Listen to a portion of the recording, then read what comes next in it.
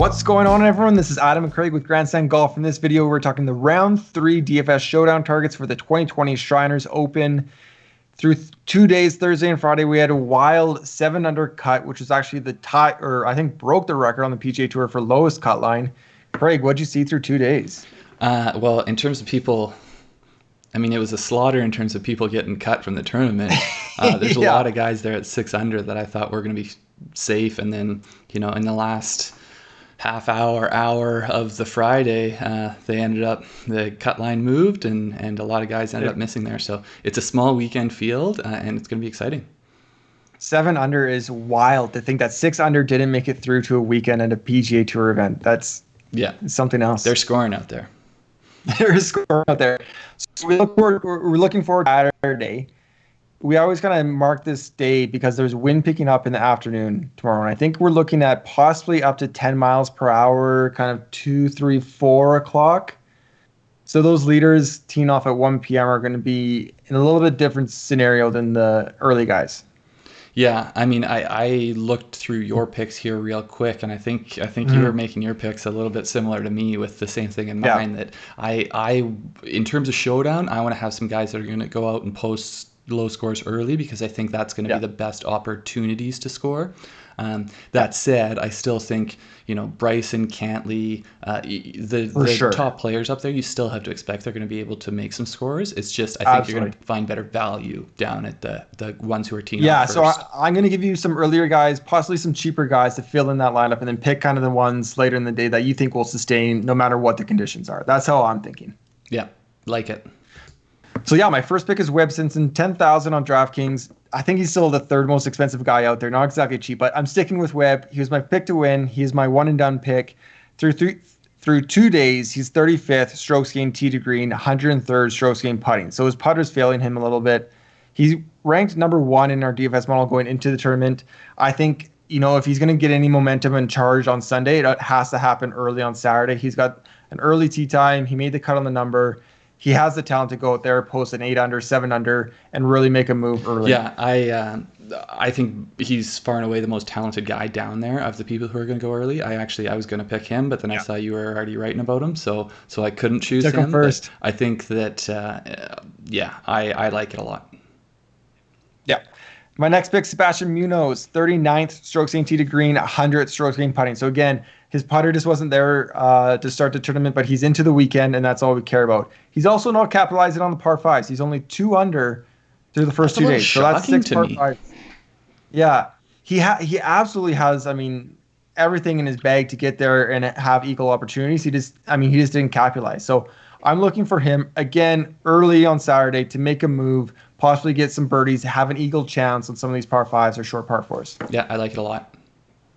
And then my last pick, Joseph Bramlett, who I think was an alternate to get into the tournament, but he's in now. He made the weekend. He is 25th strokes gained tee to green, 95th strokes gained putting. I think he's actually at 8 under, so he doesn't have the first tee time, but he's going to be out there in the morning and take advantage of kind of possibly softer conditions. The thing I really like to see, bogey-free round on Friday. I think another one of the guys, I think he's a local resident as well. So a guy I think just can go out there and post a really low score. Yeah, I like the pick. I was looking at him because I think his ownership will probably be fairly low. So if he does put up a score, you should have a lot of leverage on the field. And also, if you don't know his story, he's a great story. He had major injuries that he's overcome to get back on the tour. Right. But, he was a rookie back in, I want to say 2009, 2010, something like that. And he's really had to work hard to get back to this level. So would love to see him really put up something good tomorrow. For sure. Okay, so let's get into mine. I've got my first one here is Cameron Davis at 8,700 on DraftKings. He had a good round, 65 on Thursday, a little bit sloppier with a 69 today, but did enough to make the cut. He's at -8, so he's going to be going out fairly early. I think by now we have a fairly good feel of who Cameron Davis is. He's played a lot in the last few weeks. We've talked about him a lot. Yeah. He is one of these guys that can go very low, and consistency can be a little bit more his problem. But just the one thing I wanted to note here, he's usually gaining about a half stroke off tee to green. Right. And so far in the last few tournaments, he's been gaining over or almost stroke and a half. And so far this week, he's basically neutral. So, yeah, I was looking at him as a pick as well. It's kind of interesting. It's kind of reversal what he's done the first 2 days. He's been hot with his putter, but his iron play isn't there. And I mean, he's such a good ball striker. I actually really like the pick as well. And again, for weekend contests as well, not just Saturday. I think, yeah, he can absolutely turn it on. Yeah, and he's got the length to get there on these holes that you can take advantage of. So, volatile play, but he could be one of the people who goes out early and really posts a score. Yeah. And the next one, I know that you were pretty excited to see Denny McCarthy. He might be the last man in. So he's probably, I think, going to be the first person out on the third round. So if you weren't following the day today, basically he was 66 on Friday, in great shape to make the cut. Came out and he made a bogey, double bogey, and another bogey in his first four holes. So he was 4 over and then just grinded throughout the rest of the day to get back to -7. I think he was, birdie, par, birdie to finish. He was 4 under in his last 6, including 18, which is not an easy hole to get a birdie on. No, it's not, and he needed that one to make the cut. So, with it, with these bogeys and a double, he has made a ton of birdies, so he can score. I think he's carrying a ton of momentum in. I did look at where he made the double. It was on that third hole, which has been the hardest hole on the course. Right. Yeah. It was just it got messy. He hit it into that waist area, hazard area, and had to drop, and then just wasn't able to save his bogey. So. Nothing too concerning, I think that I'm just as high on Denny McCarthy as I was going into this tournament. I like it. Of course I like it. He was my sleeper to start the tournament, so I love it. Yeah.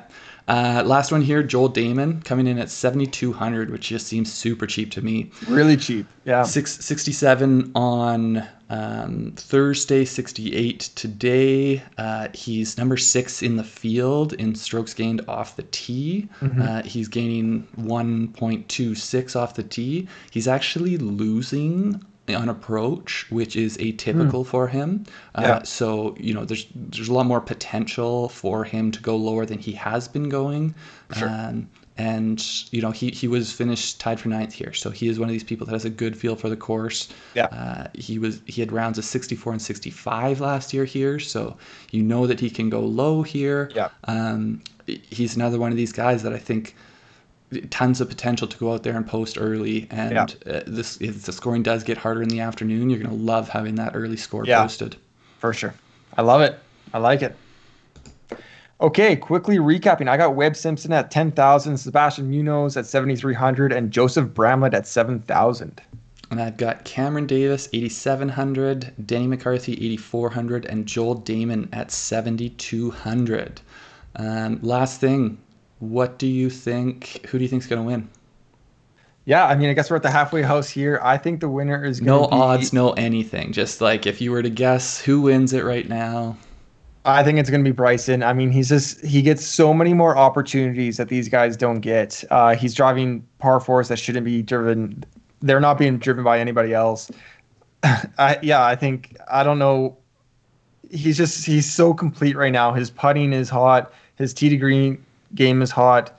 It's going to be Bryson, I think. Yeah, it almost felt like today was about as high as he could possibly have shot out there. He was, he had to take a drop. He was making mistakes, hitting into a few greens. It just felt like there's just such a high floor for him. But I'm gonna go. I'm gonna go with Patrick Cantlay. I think. Oh, my boy! He's another one. I don't know if you were able to watch much of that early stuff, but he had a lot of putts that could have fallen that didn't, and he didn't seem like he was. It just seemed like it was easy. It seemed it was so easy, and I think he ended up at was he 66 today? Yeah, and when he did win, it was in the wind. So if anybody has an advantage tomorrow, he's been through this before, and came out on top. Yeah. So we'll see. I think it should be a good battle, though, on the weekend. Yeah, for sure. Thanks, everybody, for watching. Make sure to like and subscribe to our channel, and we will catch you all soon. Yeah, take care. Good luck, everyone. Yeah.